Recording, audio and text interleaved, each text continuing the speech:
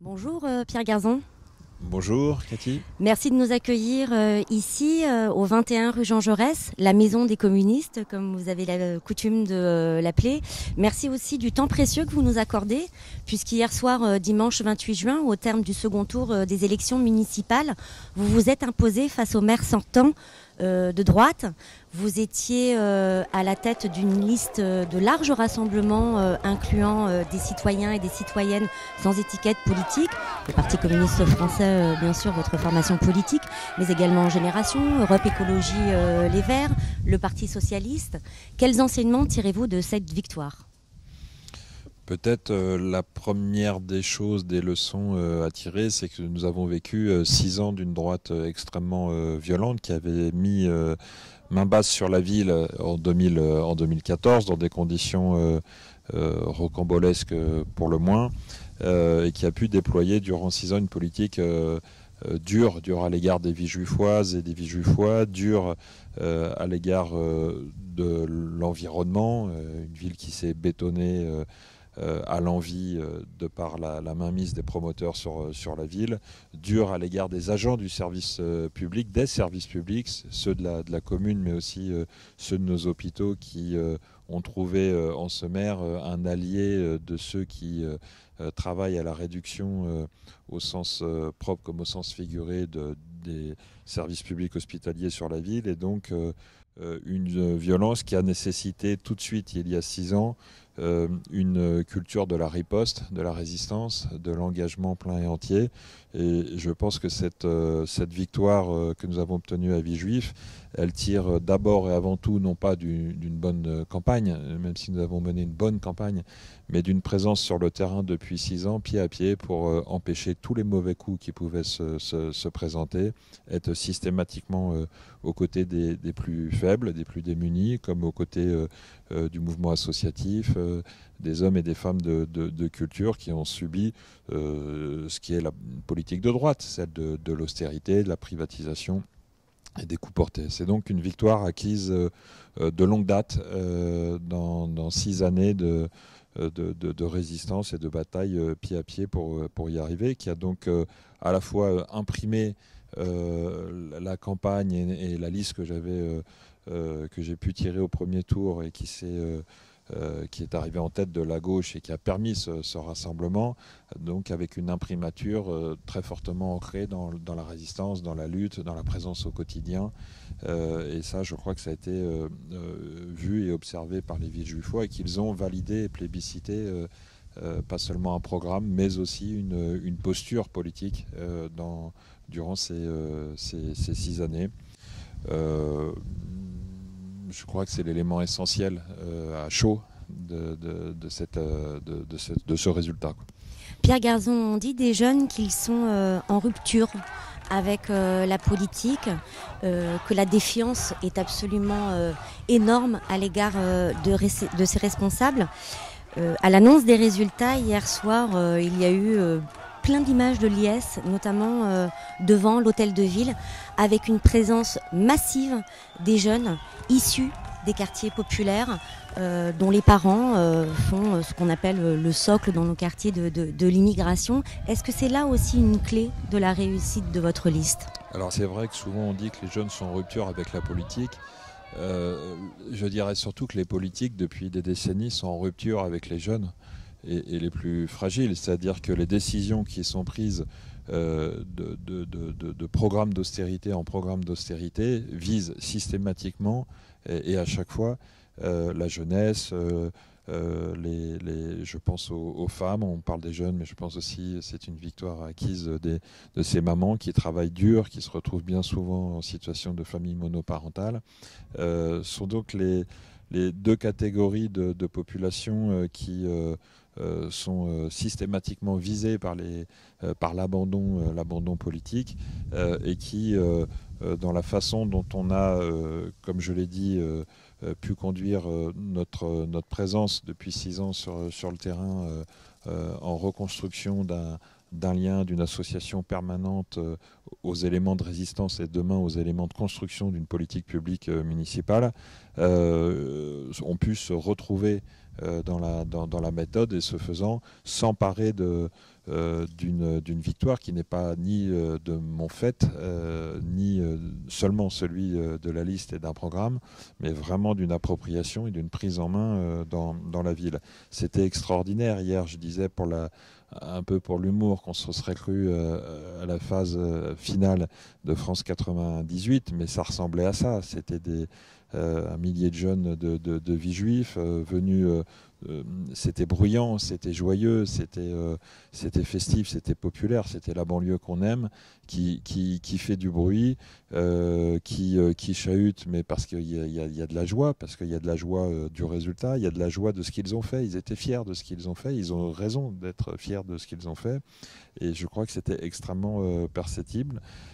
C'est une sacrée responsabilité que nous avons en commun, c'est ce que je pense et c'est ce que je leur dis, et j'insiste sur le en commun, c'est-à-dire que ça renvoie une responsabilité qui est la mienne, que j'assume puisque je me suis porté devant eux à leur suffrage.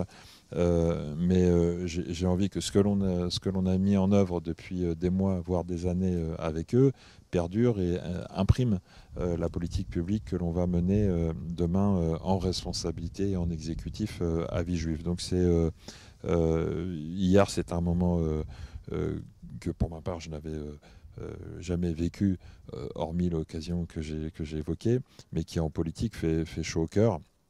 Dans la dernière semaine, j'avais fait le calcul, j'ai rencontré à peu près de quartier en quartier plus de 1000 jeunes pour débattre politique locale, mais pas seulement. On a abordé les politiques du gouvernement Macron, la question de l'éducation, les questions de formation, d'emploi, les questions de solidarité, les questions de racisme, de violence, qui leur est faite dans tous les domaines, y compris de violence policière, qui a fait l'actualité de ces dernières semaines. Bref, une jeunesse consciente qu'elle n'est pas toujours au rendez-vous, mais je suis aussi conscient que la politique n'est pas toujours aussi à leur rendez-vous à eux. Et hier, il me semble qu'on a su voir devant cette place pleine de la mairie de Villejuif que pour peu qu'on s'intéresse et que l'on travaille avec eux à définir les horizons politiques, la méthode politique, il y a de la possibilité, de la capacité à mobiliser les jeunes sur des sujets dont on a l'habitude de dire qu'ils se tiennent à distance de ceux-ci. Votre victoire survient 3 mois après une crise sanitaire sans précédent. L'onde de choc social et économique s'annonce absolument terrible. Elle se compte déjà en dizaines de milliers d'emplois supprimés. Que peut faire un maire? Quelles vont être vos premières priorités pour tenter d'amoindrir ce choc? D'abord, sur cette crise que l'on a vécue, elle a été vécue de façon très particulière à Villejuif pour plusieurs raisons. La première, c'est qu'on est une ville d'hospitaliers. On a 3 hôpitaux, donc on a été une ville qui a été en première ligne de la crise contre le Covid-19, avec plusieurs EHPAD, une dimension de soins et de santé qui forge la culture de Villejuif. Et on a vu ce que l'on disait depuis des années, nos hôpitaux qui étaient d'excellence subir la vague par le manque de moyens, par des politiques qui depuis des années ont dépecé petit à petit, que ce soit l'hôpital Paul Brousse, Paul Guiraud, hôpital psychiatrique ou l'IGR, qui se sont retrouvés dans des situations extrêmement compliquées et sur lesquelles la politique municipale et le maire en particulier de droite durant cette période a été notoirement absent, et on a vu par défaut l'effondrement du service public national, qui n'a rien à voir avec l'engagement des personnels soignants qui ont été aux avant-postes dans cette bataille, mais le manque de moyens criants qu'on a pu voir ailleurs. Et de l'autre côté, additionné à cela, un désengagement total de la municipalité qui nous a obligés, dans un réflexe par définition naturel, à ce que nous mettions en place des brigades de solidarité, que très très vite nous essayions de compenser l'absence du service public municipal. Alors il y a 2 façons de concevoir, de percevoir l'action municipale. C'est soit parce qu'elle est au rendez-vous et qu'on en prend conscience, soit quand elle n'est pas au rendez-vous, malheureusement. Et là aussi, c'est un élément de la conscience et sans doute du résultat. Plus pratiquement sur ce qu'il conviendrait de faire et la façon que cela a de de nous projeter dans la responsabilité qui est la nôtre, sachant que la crise est encore en cours, que la maladie circule, que les spécialistes ne savent pas encore nous dire si elle est saisonnière, pas saisonnière. Et donc, évidemment, on a une obligation d'anticiper politiquement les sujets qui sont les nôtres. On a basé, nous, d'abord dire que fondamentalement, ça n'a pas modifié, et c'est tout à notre honneur, notre programme. Nous avions lutté, je l'ai dit, contre la fermeture du centre de santé, mais nous étions donnés comme objectif de redonner des moyens au système, au centre municipal de santé à Villejuif, de retravailler avec les libéraux, les pharmaciens et médecins libéraux de notre ville pour lutter contre la désertification médicale. Ça accélère évidemment notre calendrier. On aura très très vite un échange avec eux et je le souhaite le plus tôt possible pour, excusez-moi du terme anglais, mais débriefer ce qu'ils ont vécu sur la ville et ce qu'il conviendrait de faire dans une situation où la maladie reprendrait du terrain dans notre ville comme ailleurs. Pour envisager ce que nous pourrions d'ores et déjà anticiper. Je vais très très vite rencontrer l'ensemble des agents du service public municipal. C'est un de mes premiers objectifs dès mon élection, 2 jours après mon élection qui a lieu samedi. Dès lundi, je m'adresserai à eux par écrit pour les rassembler et m'adresser à eux sur le sens du service public dans la ville, évidemment avec la dimension face à une crise en cours, comment nous agissons dans le domaine de l'éducation, des loisirs, de la santé et de l'action sociale, puisque derrière la crise sanitaire, il y a aussi une grave crise en cours du système financier et du système économique qui génère chômage, précarité, en inflation dans la ville.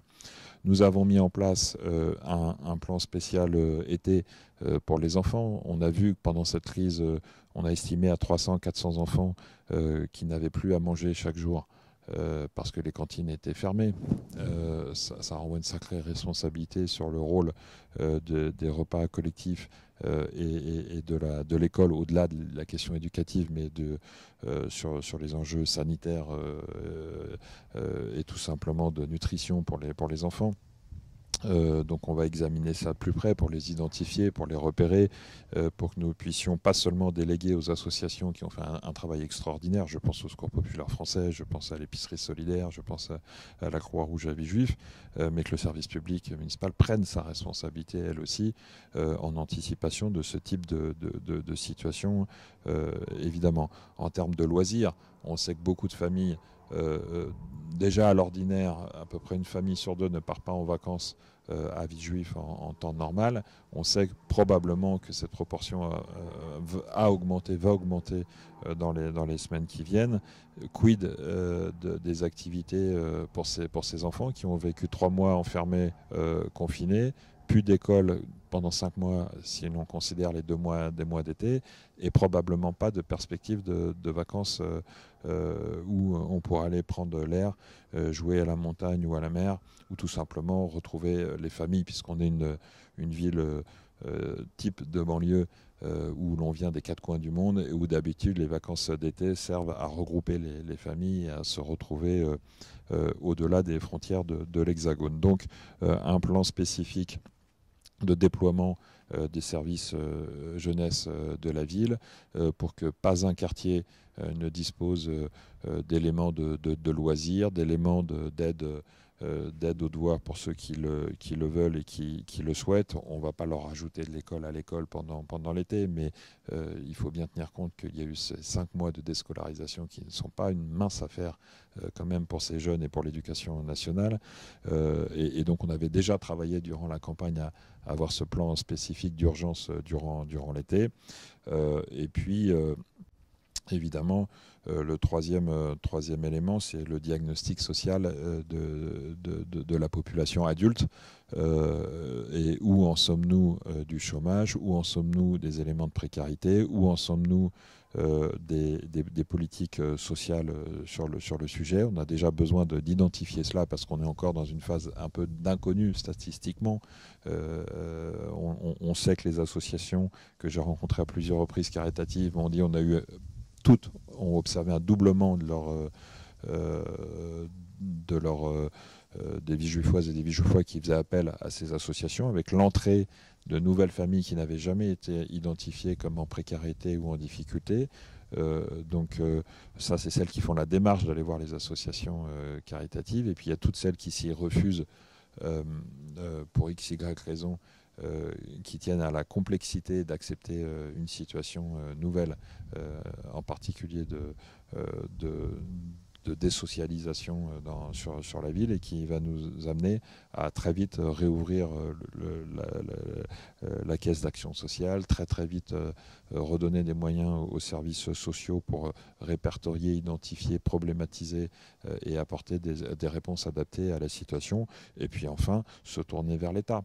Parce que quand même, que ce soit la question de l'emploi, de la rémunération, de l'indemnisation du chômage, les questions des politiques sociales, en sachant que les départements qui sont par la loi en première ligne des politiques sociales dans notre pays sont aujourd'hui exsangues, à la fois par les mesures d'austérité qui se sont succédées de Nicolas Sarkozy, de François Hollande et Emmanuel Macron, qui ont asséché complètement les finances des départements, tout en leur demandant toujours de faire plus en matière d'action sociale, mais qui, là, du fait de la crise et perdant énormément de recettes, se retrouvent dans une situation qui est celle de la quasi-faillite dans le pays.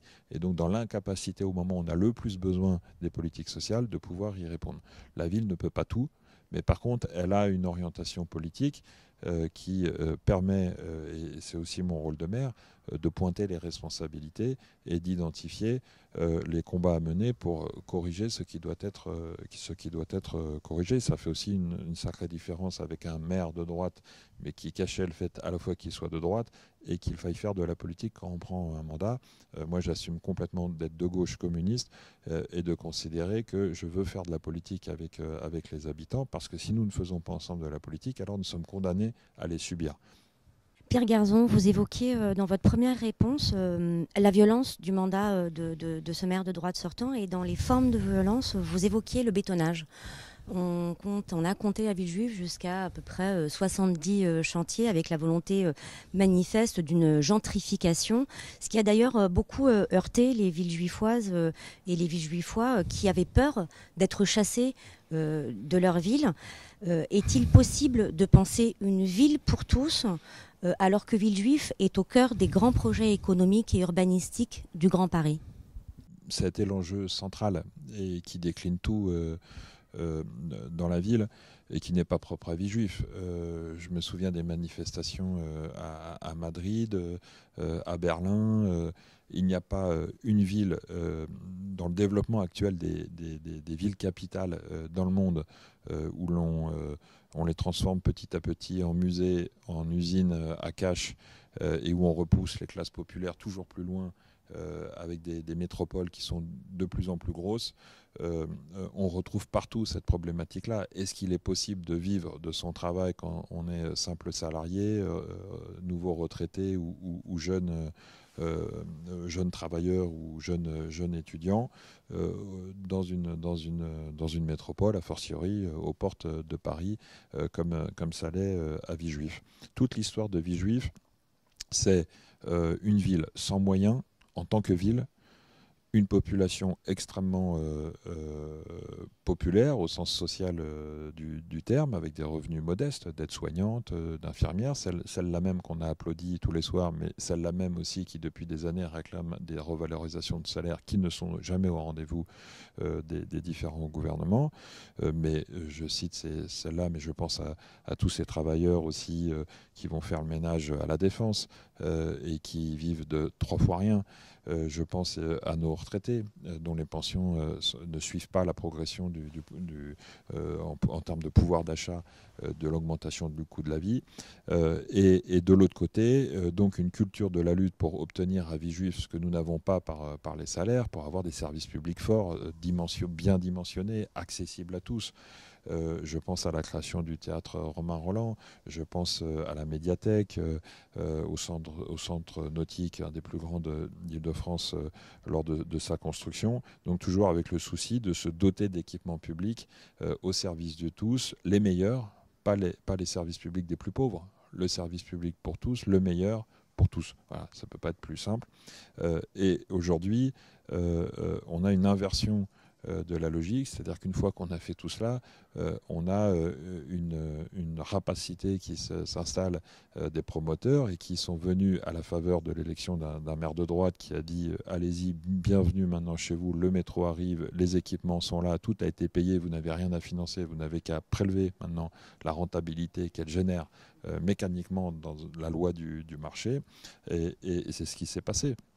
D'ailleurs, quand on lisait les plaquettes, qu'elles soient de Kaufmann & Broad ou d'autres, qu'est-ce qu'ils vantent? Ils vantent la dimension service public, mais la rentabilité, c'est eux qui la captent. Eux, ils ne la redistribuent pas à la population de Villejuif. Donc la question, c'était peut-on vivre aux portes de Paris? Et il y avait deux points de vue qui s'affrontaient. L'un qui disait vous n'avez plus votre place et vous ne pouvez pas habiter là où vous n'avez pas les moyens d'habiter, et donc allez voir en Essonne et si on y est, parce que c'est ça le mouvement. Après avoir chassé les classes moyennes parisiennes, on les a envoyés en première couronne, et puis maintenant on envoie en deuxième couronne. Et le camp que j'incarnais, qui considère qu'il y a une exigence sociale et écologique, et les deux complètement liés, à pouvoir maintenir une ville qui se densifie, respectueuse de toutes les couches sociales de notre ville. On n'exclut pas les uns par rapport aux autres. On n'est pas une ville de l'exclusion, on est une ville de l'inclusion, qui se soucie de lutter contre l'étalement urbain, qui génère une dépense sociale individuelle et collective extrêmement préjudiciable pour la société, un gâchis donc économique et social phénoménal, et un gâchis écologique, parce qu'on sait évidemment que l'étalement qui se fait au détriment des terres agricoles, des terres pas encore perméabilisées, est un non-sens aujourd'hui pour le devenir de notre société. Donc tout l'enjeu pour nous, c'est cette liaison-là, la fin du mois, la fin du monde, une ville aux portes de Paris populaire qui accueille et qui continue d'accueillir de nouvelles lignes, mais qui ne se laisse pas déposséder de ce qui s'est construit, qui accepte d'accueillir. Toute l'histoire de Villejuif, c'est d'accueillir, mais pas à la place de ceux qui sont là. Et donc sans chasser les populations qui ont fondé cette ville. Je suis moi-même le fruit de ça. Je suis d'abord un Parisien étudiant qui n'arrive pas à se loger à Paris et qui arrive à Villejuif dans ces conditions. Et donc il faut maintenir cette capacité d'accueil sans exclusion, et ça ne peut pas se faire évidemment avec la voracité des promoteurs qui se sont emparés pendant 6 ans de cette ville. Donc une des premières actions va être de les rencontrer, de siffler la fin de la récréation en leur disant c'est terminé, le business est terminé ici, nous on est là pour répondre aux besoins de logement, pas répondre aux besoins de rentabilité qu'exigent vos actionnaires dans vos conseils d'administration. C'est aussi simple que cela. Merci beaucoup Pierre Garzan de nous avoir accueillis ici au 21 rue Jean Jaurès à la Maison des communistes. Je sais que votre temps est précieux. Il y a beaucoup de travail sur la table. Merci et bonne continuation. Merci.